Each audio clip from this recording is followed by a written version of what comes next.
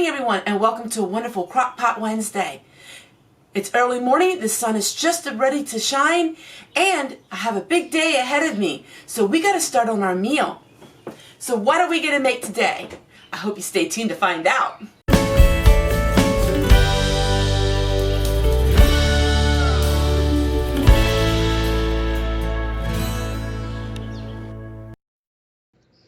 It's time for Fanny's Diary, and this is June 6, 1942.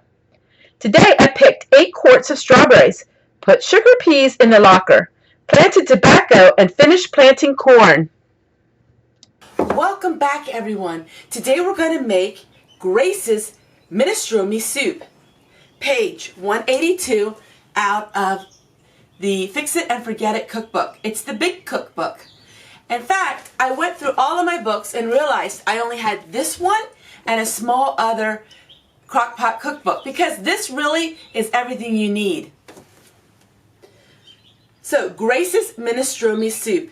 And what I'm going to try to do is I'm going to try to take a screenshot of this recipe. People are asking for a screenshot of it. What we're going to do is we're going to go ahead and prepare all of our vegetables. So in Grace's Minestrone soup, all of it is vegetables and no meat. Now, you can add some ground beef if you'd like to. I will read to you the instructions first of all. It calls for 3/4 cup of elbow noodles, dry, 2 quarts of chicken stock, 2 large onions, diced, 2 carrots, diced, a half a head of cabbage, shredded, 1/2 cup of celery, 1 pound of canned tomatoes, teaspoon and pepper as to taste, and 1/4 cup of corn, peas, or lima beans, frozen or canned, drained. All we do is we throw this all into the crock pot. The macaronis we cook ahead of time, and we only add them to the soup the last 30 minutes. So the macaronis are not going to be in the soup for the start of the crock pot meal. That we add right when it's about finished. So we cook them ahead of time and we add them 30 minutes before the soup is done. So as you know, we went in our pantry. For today's crock pot meal, we have a lot of stuff we have to get out of the pantry. So we better get started. The morning is early, but we have a lot to do. So let's get out our ingredients. I'm going to use my carrots from my pantry, my tomatoes from my pantry, my 2 quarts of broth from the pantry. And if I made a video on these items, I will share them in links. When you see a little link go across my head, that is a link to other projects that I've done that are in coordination with the project I'm doing today. Also, if I am using a product or I'm using something, you will always see that in the description box in a link. So you can check out for yourself what it's about and what it looks like. So many people have asked me about if I made a video on this and that, and I don't think they realize that the tag that comes in the front, I'm sharing that video. Also, I will share that video at the end of this video. So, if you want to know how to make broth, I will share that video at the end of this video.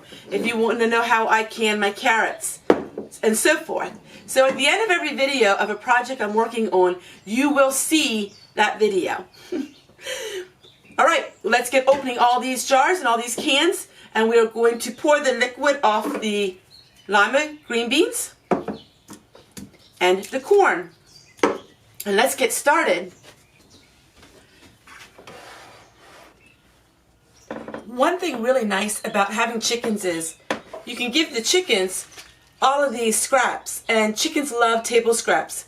So I wanted to share that with you, that it's so nice to have chickens to be able to eat up all of these scraps, and they don't have to go in the landfill. So what we're going to do is we're going to cut up our onion. Now you're seeing me using a little paring knife. This by far has been the sharpest little paring knife I've ever got. And Starry Hilder is the one who got me onto this knife. And the knife is only $7 free shipping. And I just love these knives. So anybody interested, I will share the link with them below. But it is so sharp, it stays sharp, and it's really quite reasonably priced for $7, and that includes the shipping. So we're going to cut these onions up. Now, I don't cut my things as fine as what some people would.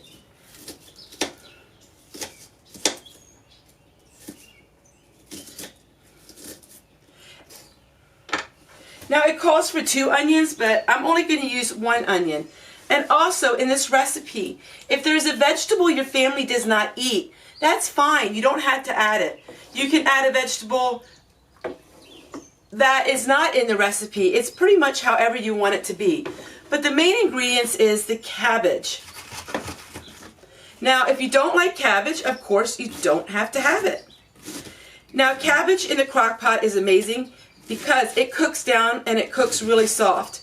And even though it may look like large pieces, the all-day cooking, this cabbage is going to be very nice and very fine.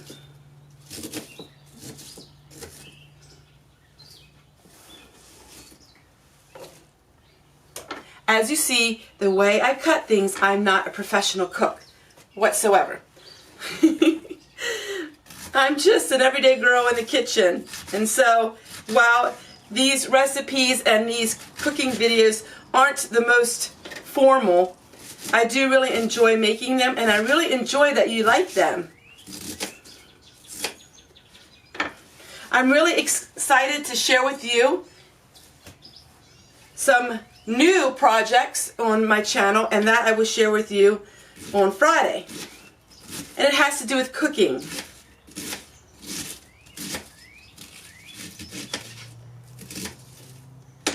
And you want to make sure you wash your vegetables first. I washed my vegetables before I cut them. And then it calls for celery. So we're going to add some celery to it. What I like to do is I like to go to the grocery stores, and I like to go on a Monday. If you go on a Monday, oftentimes they will have, in the early morning, their vegetables reduced because they had them over the weekend. And so this celery I got for 79 cents. And how much celery does it call for? 1/2 cup. So I think 2 stalks would be about right. So basically what we're making is a vegetarian soup. But you can add ground beef to it. But with the price of ground beef, I think I'm going to keep it out.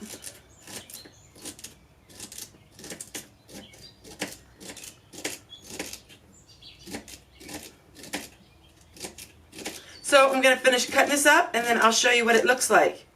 And the chickens will eat the end piece. So nothing goes to waste. Alright, let me go ahead and tilt my camera down and show you exactly what it looks like. Right, this is what the soup looks like. Now you can see that it has all of these amazing vegetables in it. I did not add any of the seasonings, no salt or no pepper.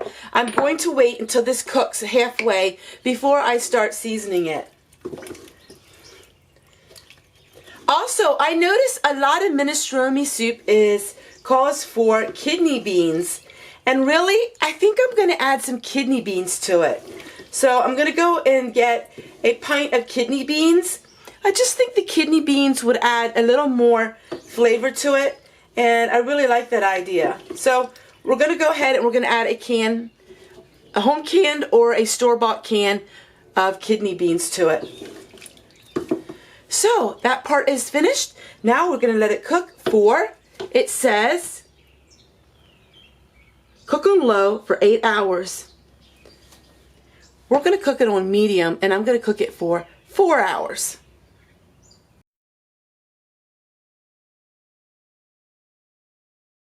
It's almost finished. I did add some kidney beans to it. Now I'm going to go ahead and we are going to cook our macaronis, and we'll put our macaronis in, and it'll be finished and we'll be ready to eat. And there is our minestrone soup. let's go ahead and let's dish it up and let's give it a try. So we have the minestrone soup with a slice of potato bread. Yum, yum. And in Tessie's fashion, we're going to dip our bread into our soup.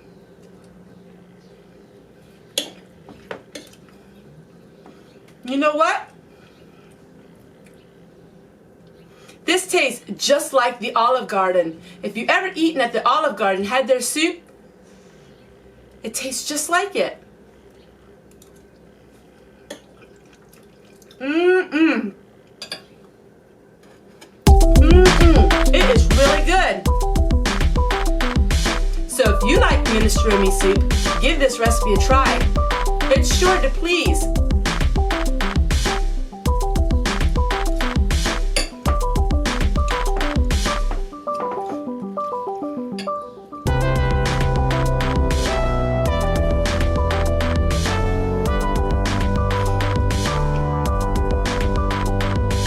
Take care, everyone, and we'll see you guys tomorrow.